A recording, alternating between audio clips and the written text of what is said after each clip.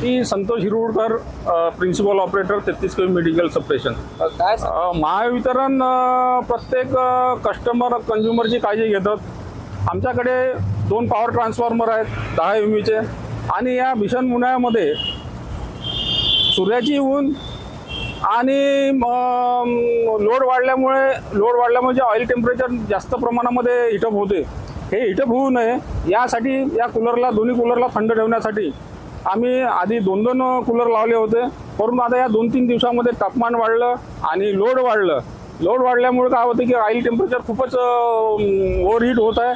त्याच्यामुळे याला थंड ठेवण्यासाठी आम्ही प्रत्येक वेळेला प्रत्येक क्षणाची प्रत्येक अपडेट आमच्या वरिष्ठ अधिकाऱ्यांना देत राहतो.